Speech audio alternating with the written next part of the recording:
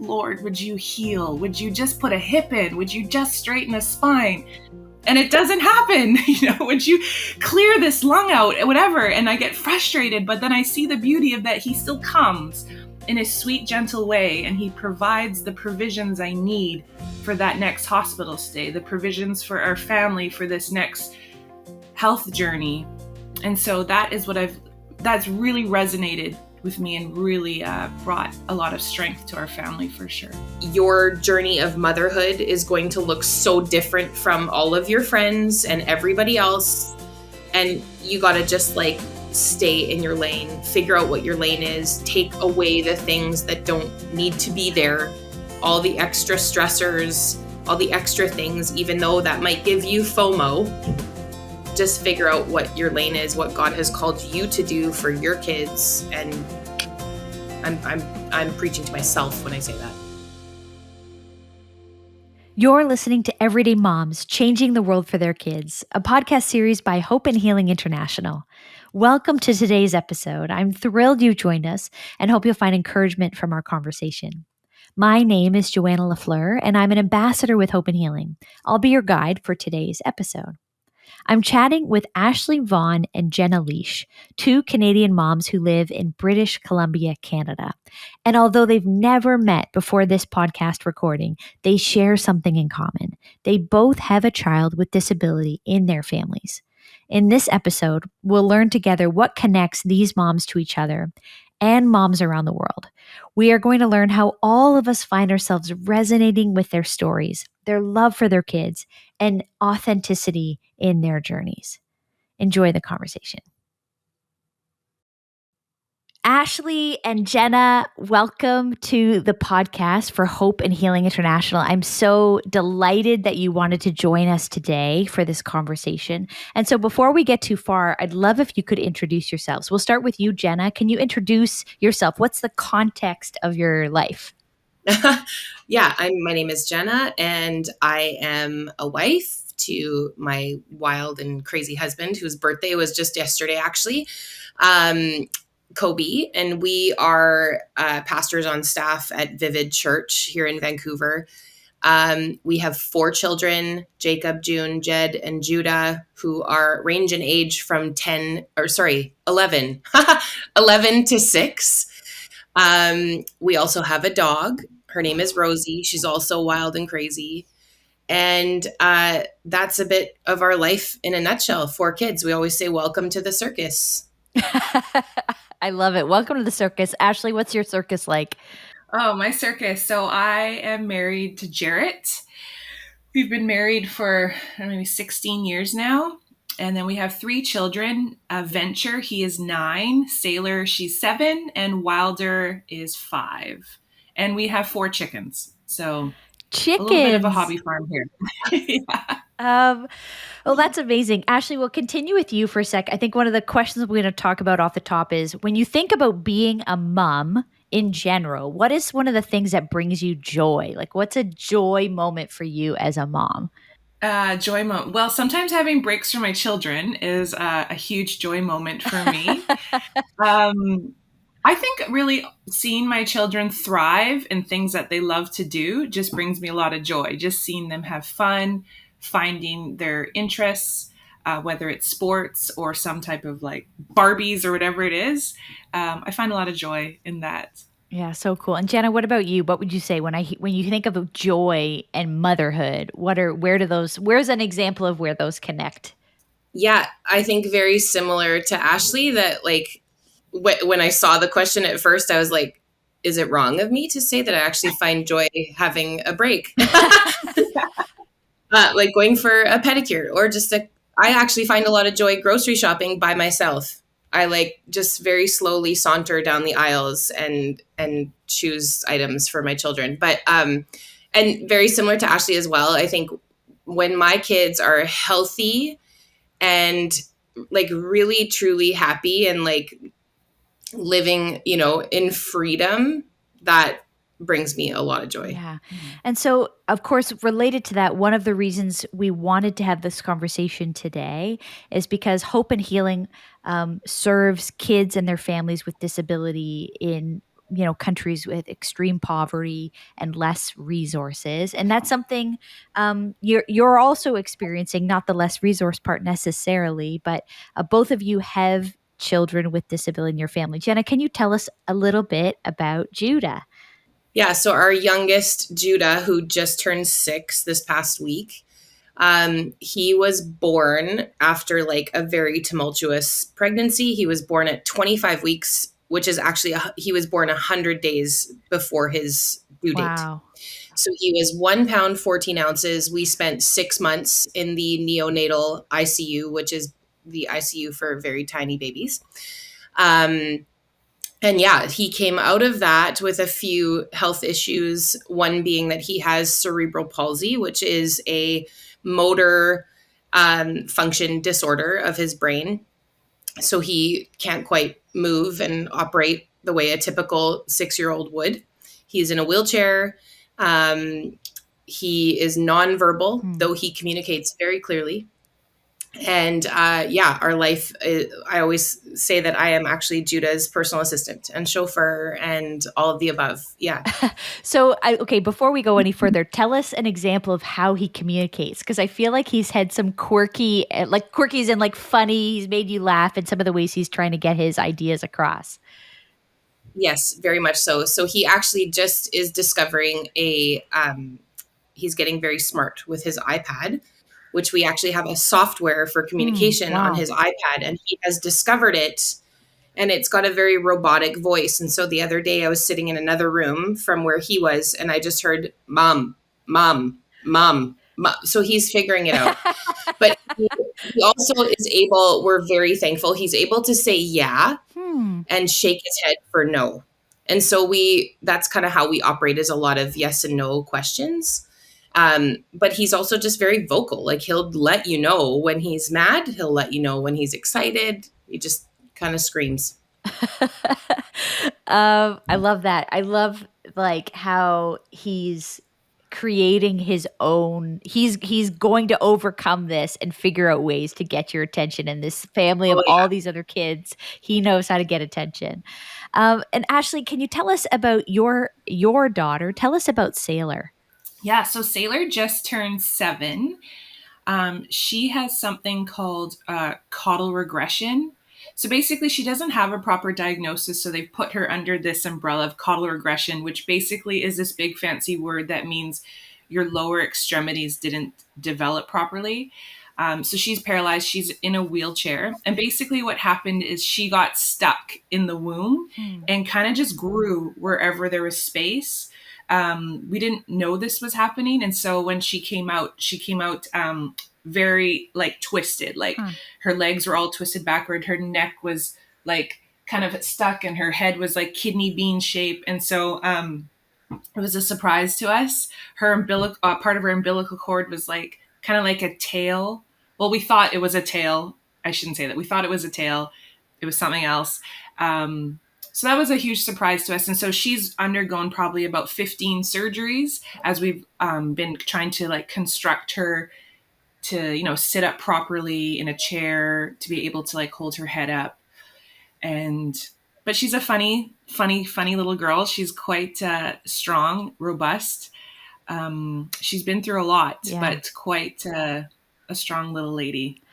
I love that. And I love for both of you, I'm getting to know your families and your kids on your social media, and the the resilience of these kids and their own sort of joie de vivre, like the joy in life that they find in the midst of a lot of struggles. So as you're talking, Ashley, obviously going through that many surgeries and going through this experience, especially being that you didn't know until she was born, this is hugely affects your whole family. How does it affect your family and your everyday life? I mean, that's a big question, I suppose. In some ways, it might be hard to answer, but can you help us see how that affects your whole family? Yeah, it's every day is kind of like this balancing act of I got 3 kids, so we're balancing the needs of 3 different children. A lot of where we decide to go or what we decide to do, sometimes dictates whether it's accessible or not. play dates, what pools we can go to, what parks we can go to. If she's having a good day or a bad day, that can dictate whether we can go out for that day. So I feel like every day is a balancing act, which I feel like 7 years in, I'm still figuring it out. I feel like I think I know how to balance my family, and then I'm like, I'm just screwing this up. It's just can be overwhelming. So I try to, like, my husband and I, we've learned to just not look too far ahead. We take it sometimes week by week. Like, what is this week going to look like? Fortunately, we're very close to the Children's Hospital here in Vancouver. And so often there's some weeks where we're there a lot, and there's some weeks where we're like, oh, we don't have an appointment this week. So we can be a little bit more, flexible.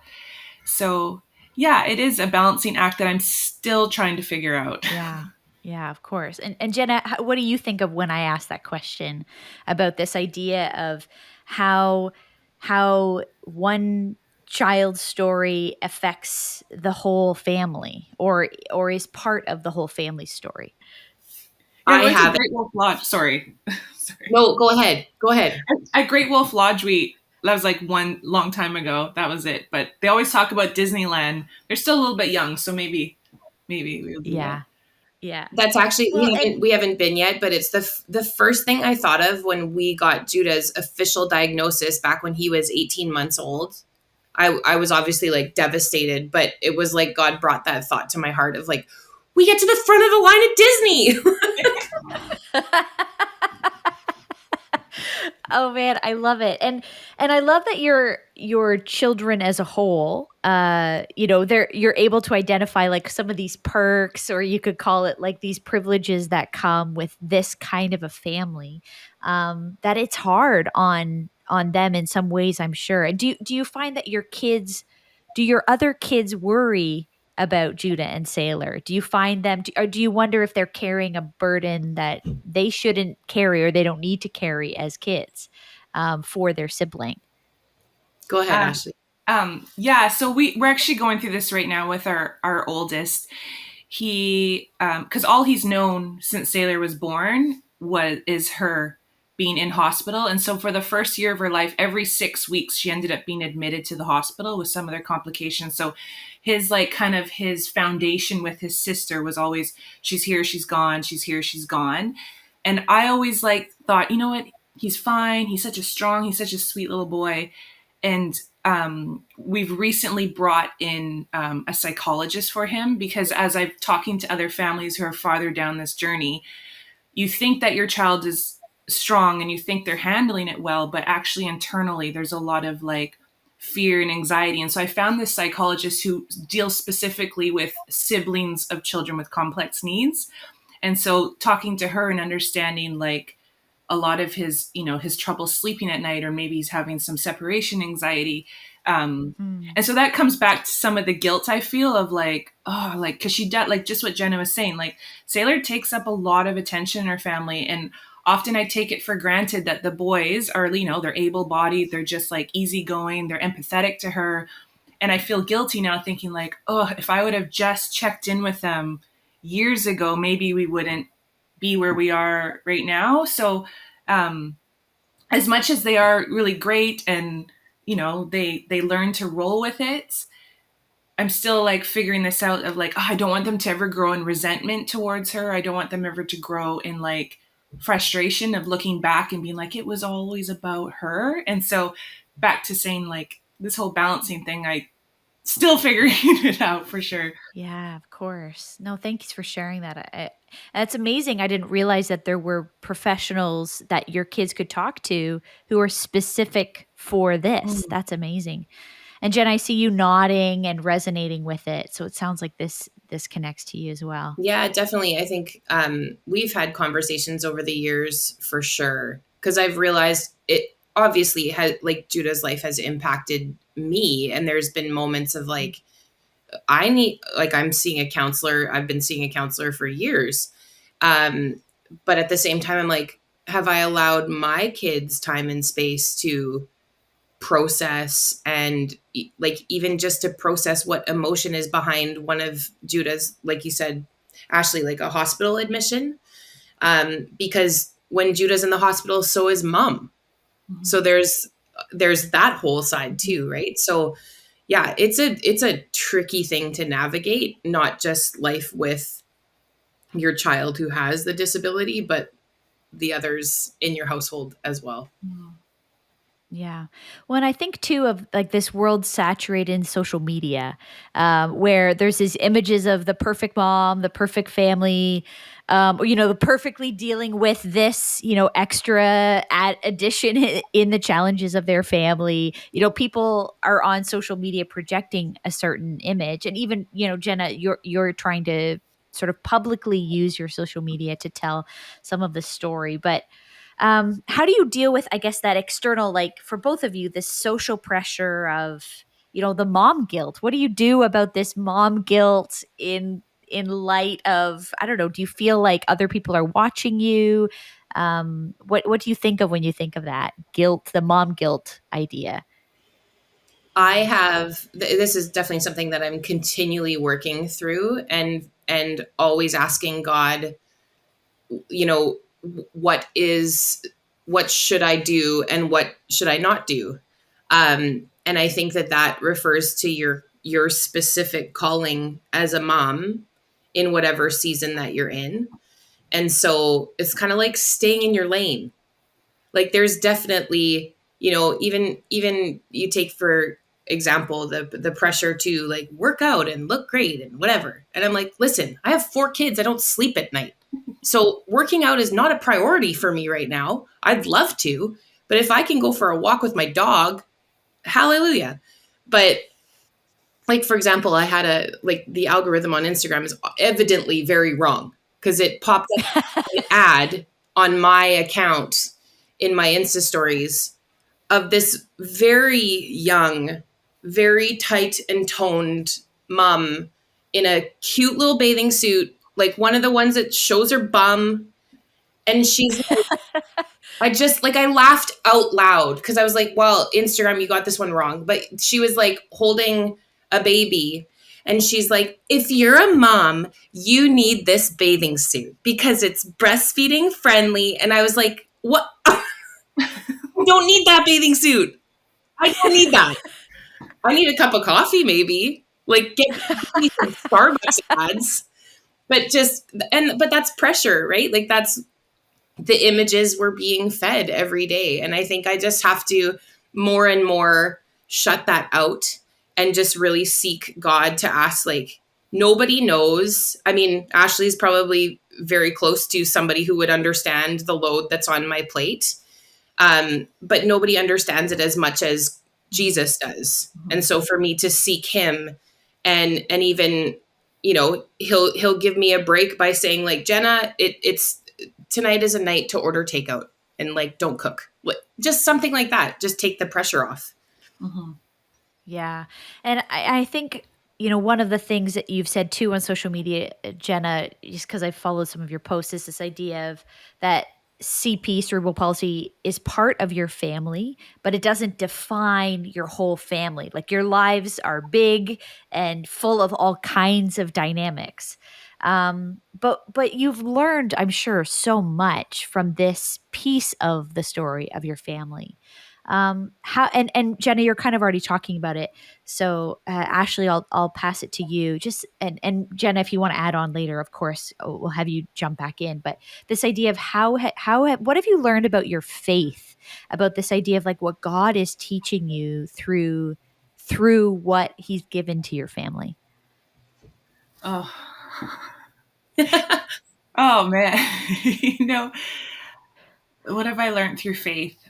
So I will say, like, it has been an incredibly hard, challenging 7 years, but I've really come to understand the faithfulness of God and his sovereignty, because there's been many, many moments of like in the quiet of the night, whether it's in a hospital room overnight, whatever, where I've just like cried out to God of like, often it's like the why. I have been there many times of the why, God, like, why does she need to do this again? Or why is this surgery? And so I really feel, as much as it's not been great, I've really come to understand the Father's love and that he does provide strength and he does provide joy. That doesn't mean the times are always easy and rosy. Like, I've been sobbing on the floor. I've been times where I've been like frustrated with God. I've been angry with him. But that has opened the doors, I think, of my relationship with him, where I can be complete. It's like taking off the masks of like, because my husband and I were in church leadership a long time, and it's always this pressure of like, we got to stand strong because God is good and no matter what. And yes, he is good, but there's times when I'm like weeping on the floor of like, I can't do another surgery. I can't do another specialist. And so in a way it has solidified my faith. Like, there is now no way that anyone can ever convince me that God is not real. Like, I understand Jesus' love and his strength through those hard times. So yeah. Yeah, and do you find, maybe either of you can answer this idea that that sometimes certain kinds of church, they just know how to talk about the happy stuff, but that like God also wants to talk about struggle, suffering, your anger, your emotion, the full breadth of our emotion and experience. Were you afraid to kind of come to that yourself, or maybe it was just forced upon you? But I know sometimes we don't have very big muscles. We have like spiritual muscles to handle the struggle and the suffering, and people don't know how to talk to you about it because they're not very, those muscles aren't very strong in them either. Jenna, what do you think about that in the church context? Like, do you feel like you could sit there and everyone's expecting you to be happy all the time when things are hard sometimes? Yes, definitely. We thankfully, like, our church community is so incredibly supportive of like all the sides of life with Judah.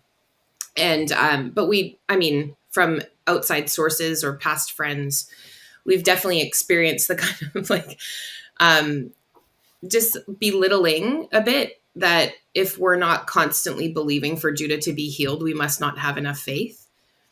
Whereas that was one of the things that God dealt with me, or not, I shouldn't say dealt. It's just I will always be in the tension of believing for Judah to be healed here on earth, but also knowing that life is maybe like this for the rest of his life.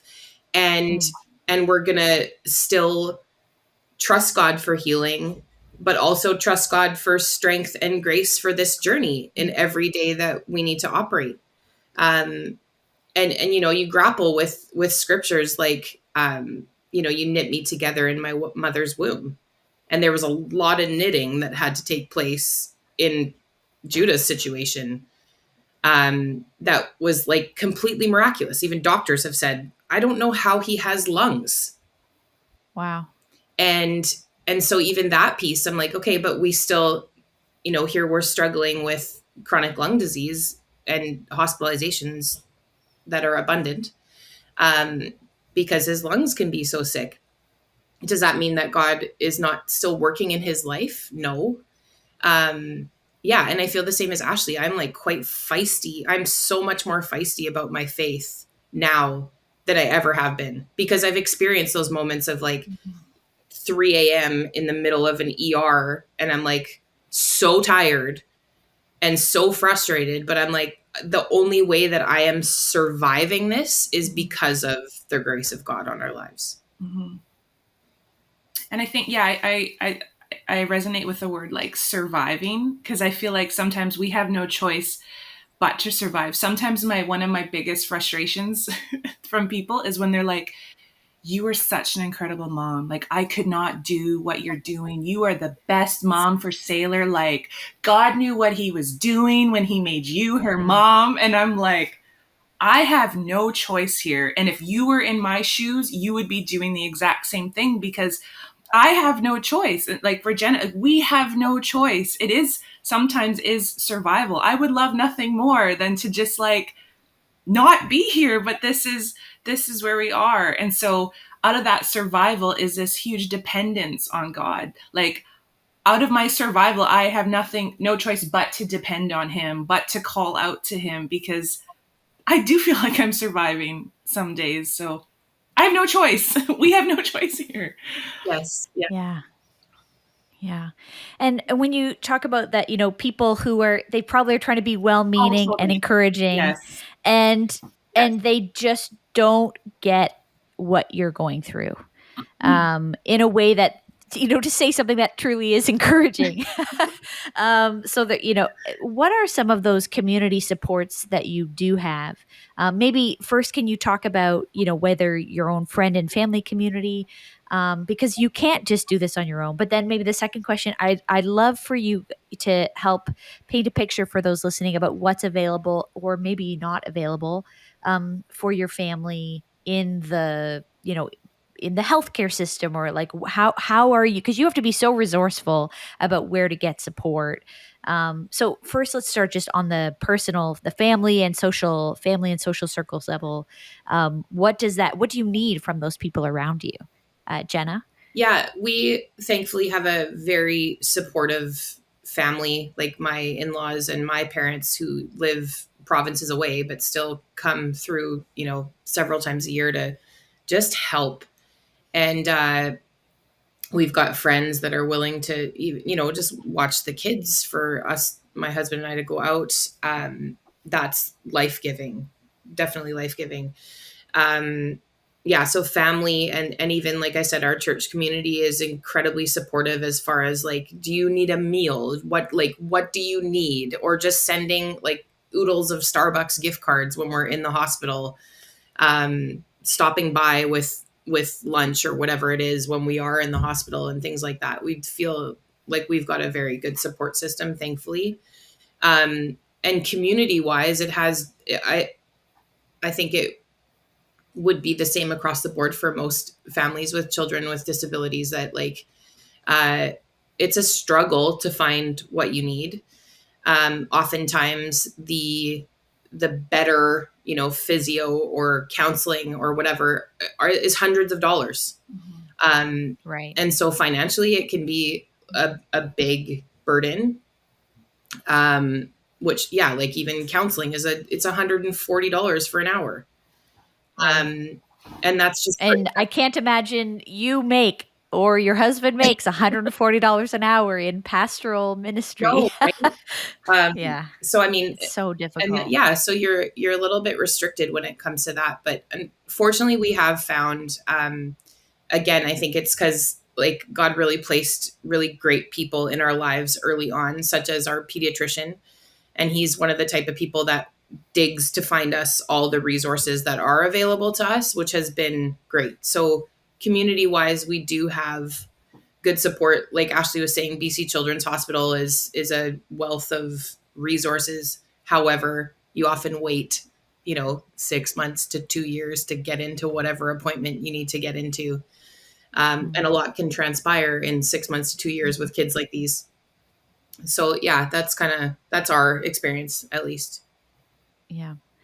And Ashley, what comes to mind for you when you think of that community support, your community, or like the formal support within the province?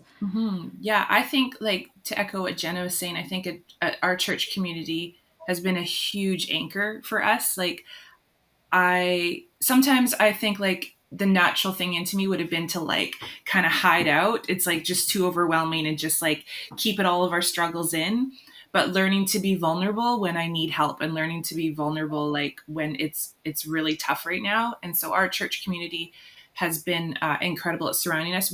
Sailor just did a 9-week stint in the hospital between March and May, and at our church, like each week a different life group kind of adopted us with food or like stuff for the Wow. boys. And it was just this beauty. And we don't have a huge church family. This isn't a huge mega church, but it was just this it would they just represented family. Like I was like, this is what the church family is. And so my biggest encouragement is to get stuck into a church community.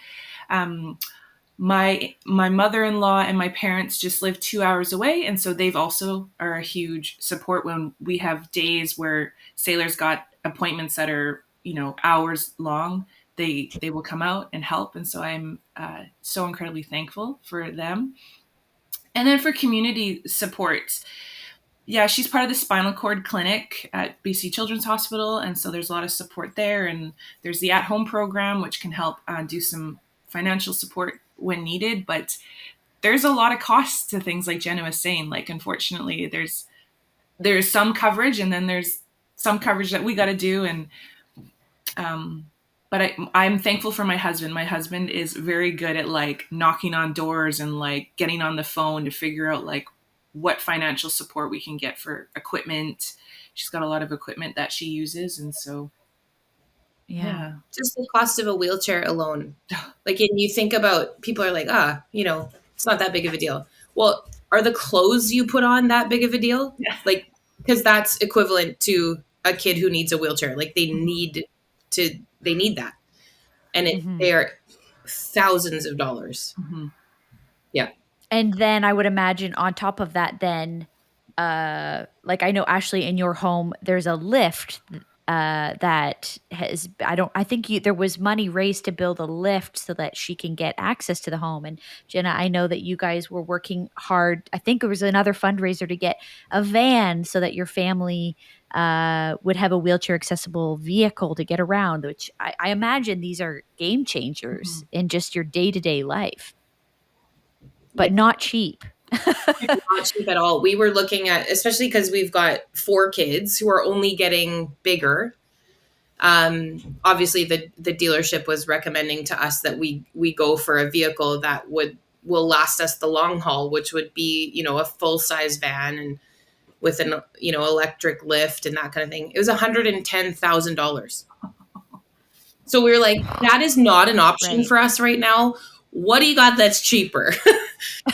We ended up with a minivan that's been so great, but still is like a not very old, but old, used, and it was close to 40 grand. Wow. And we just we needed to just come up with that, and God provided, and it was all good. But yeah, there are definite needs for, like, we're, in the next few years, we will definitely need to look at putting a lift in.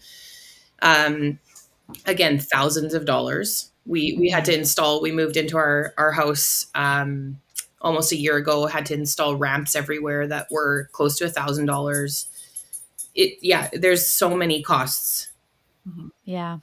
Well, I'm thinking of, some of the moms, as I think you both know, with Hope and Healing, I went to Tanzania and to Kenya to see some of the work with the disability hospitals there, and to meet, we did home visits to see some of these kids in their schools or in their home life. What is that? To paint the bigger picture of, because it's when you see someone in a hospital setting, everything is sort of set up for you. But of course, in a home, things are totally different. I'm picturing this girl I met named Charity, who's a kindergartner in a wheelchair with CP, and her mom's name, I love this. Her mom's name is Lightness, and it just makes me think of that Bible verse, like, come to me, like all you are weary and heavy laden, because my burden is light, Jesus said. And so her name is Lightness, and she's a small business owner. She has a little shop.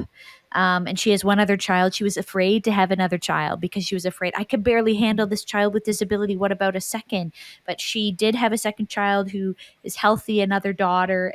But she gets one kid on her back. And then through these, think of, again, we're talking about infrastructure, through the dirt roads of her village, she hauls her little girl in the wheelchair to school in the morning before she goes to work. And then the school partners with them as a community support and is thinking about how to integrate her into the classroom, thinking about ramps, thinking about stairs. Like they're realizing with her being part of the school, they want to figure out, they're learning too. The school is learning how to support them. And, again, limited resources, but what can they do? Creative solutions to ensure that she can participate with her fellow classmates. And whether in Canada or in that case it's Tanzania, the strength I'm seeing in you too. These moms who are like, I didn't choose this. I'm afraid of what's happening. I need a new wheelchair every year or two because my child's growing so quickly. I don't know how I'm going to afford it.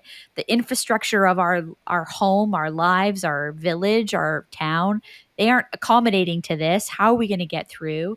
Where are my community partners? But I guess I'm curious to hear, when you think of moms around the world who are going through this, where do you feel like you relate? And maybe there's some obvious differences, but what do you think is the same when you think of these moms? Hmm. That's such a great question. I think just the drive to get access for your child to have what other children their age have. We all have that. Um, and like the willingness to drag your kid however which way you need to get them there, um, is just what we do. Like, well, you fight for access. Mhm. And I think the advocate part would probably be very similar, that we're our kids, voices for those who are nonverbal. Um, and we're the ones that need to really advocate for them because they can't advocate for themselves. Uh, yeah, I think that would be the similarity for sure.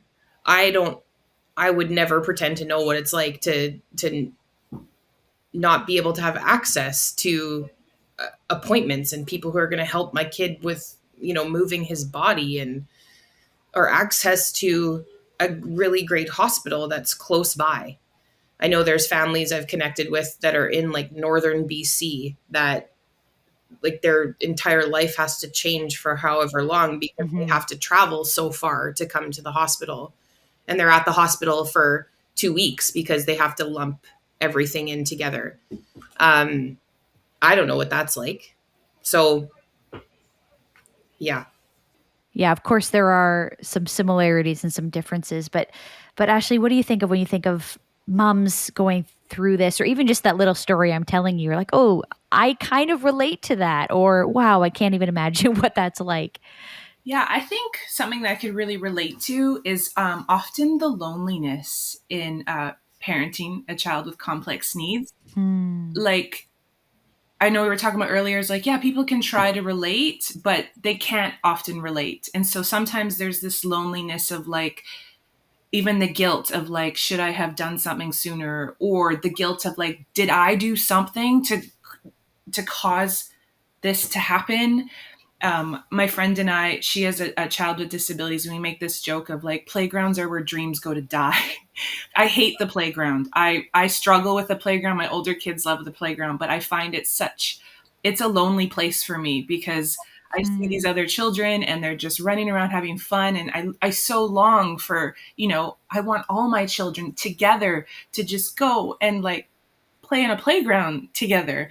And so for these other moms in these other countries, I really do resonate with probably the loneliness of like watching, other moms and children's just go running down the road, running into town, and you're like pushing this wheelchair. And I know for us, and maybe Jent's the same thing, it's like, okay, playground, what park can we go to? There's no cutout on the sidewalk, and the frustrations of like lifting a wheelchair up onto the sidewalk and down. And it's like, I just want to go to the park. Now I got to figure out which route to get up onto this park. And so anyways, I think, yeah, for me would just be like that internal struggle of like, man, this is really hard. Yeah. And the longing for your child to be like other children. And yeah, yeah. Yeah. Well, and I think as you've both sort of shared, no one plans for this to be their life, and here it is. This is your life. Mhm. So you didn't plan to be advocates for disability in the community. This wasn't the agenda that you came into as a mom. But why do you think advocating for kids with disability is so important? As you're saying, even just with like, I can't get this thing up the curb.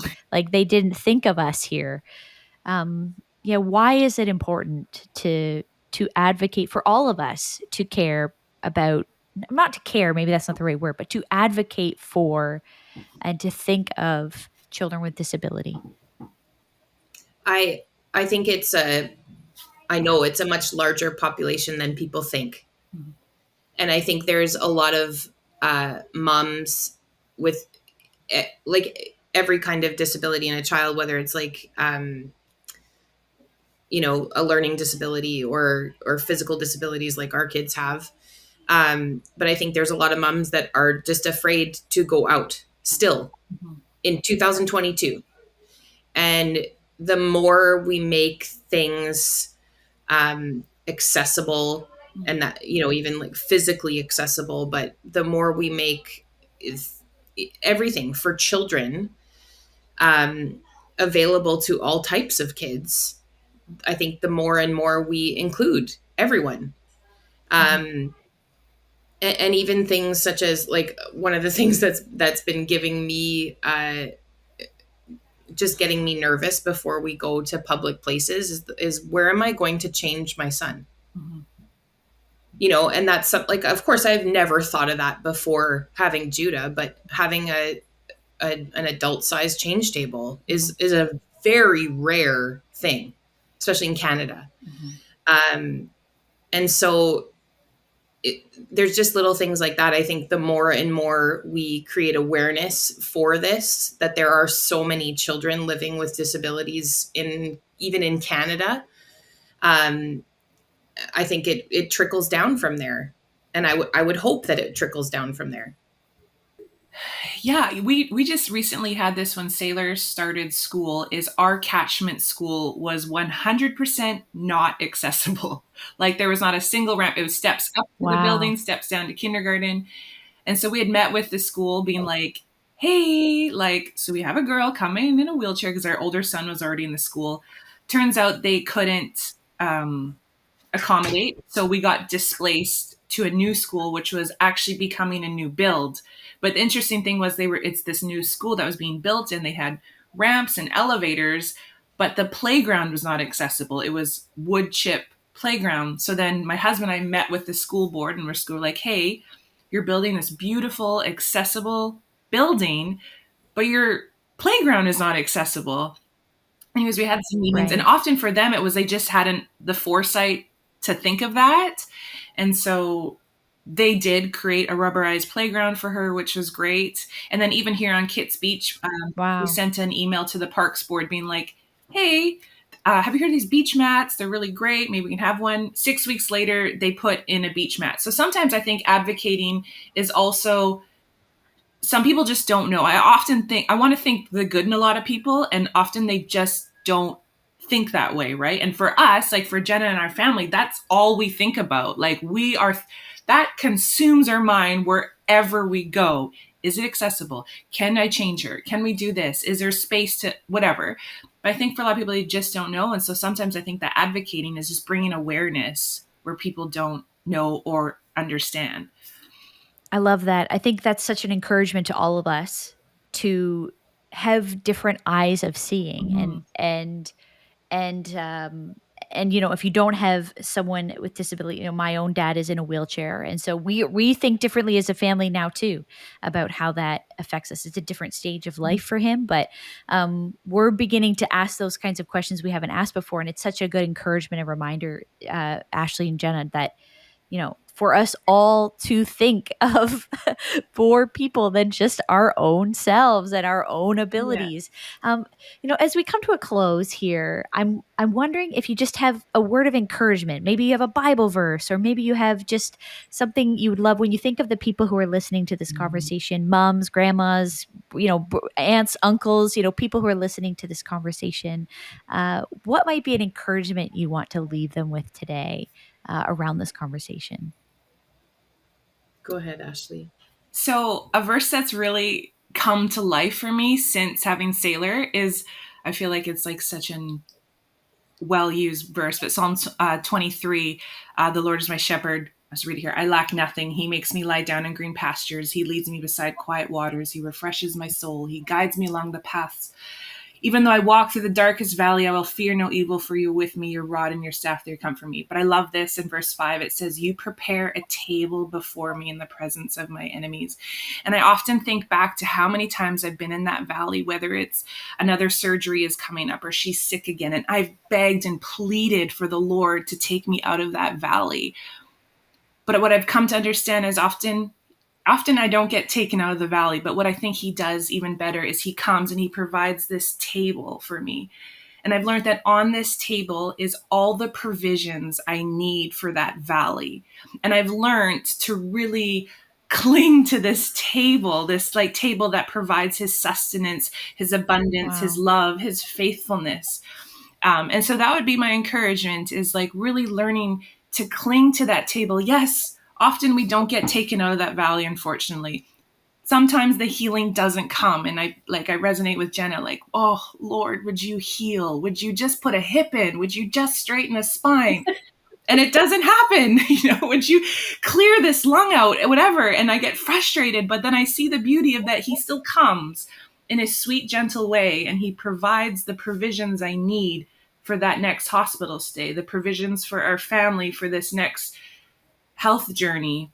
And so that's really resonated with me and really brought a lot of strength to our family for sure. So good. Preach. So good. Just as Ashley was talking, I fully, yes, agree to all of that. And I think too, like, kind of like what I was saying before, just a piece of encouragement, which is what I say to every parent, especially like early on. I'm actually getting to be part of the cerebral palsy early diagnosis clinic at BC Children's. Wow. Because my heart just goes out to these parents that, like, especially it's your first child and you have, this is just blindsiding you. And I always tell parents, take it one day at a time. Just one day at a time. Don't Google anything. One day at a time. But I also think of Matthew 6:33, but seek first the kingdom of God and his righteousness, and all these things will be added to you. Like I was saying before, just like figure out what your lane is, because your journey of motherhood is going to look so different from all of your friends and everybody else. And you got to just like stay in your lane, figure out what your lane is, take away the things that don't need to be there, all the extra stressors, all the extra things, even though that might give you FOMO. Just figure out what your lane is, what God has called you to do for your kids. And I'm preaching to myself when I say that. That's good. So good. Well, Jenna and Ashley, what I love about this conversation is that you two are meeting today for the first time, and you're sort of agreeing and so gooding each other because there are these common things that you share, even though you're sort of strangers to each other. And I know that there are then common things that people listening to this conversation today are going to resonate with and be so deeply encouraged. Thank you for your time. Obviously, we've just talked about how busy and full your lives are, so it's a sacrifice to even just give this time. But not only have you given your time, I feel like you've been really honest, and it's been therefore such a rich conversation. So thank you so much to you both, Ashley and Jenna. Thank you. Thank you. Thanks. Thanks for listening to today's episode of Everyday Moms Changing the World for Their Kids. At Hope and Healing, our mission is to bring hope and healing to children with disabilities in the world's poorest communities. You can go to hopeandhealing.org to learn more. We hope you enjoyed the conversation with Jenna and with Ashley.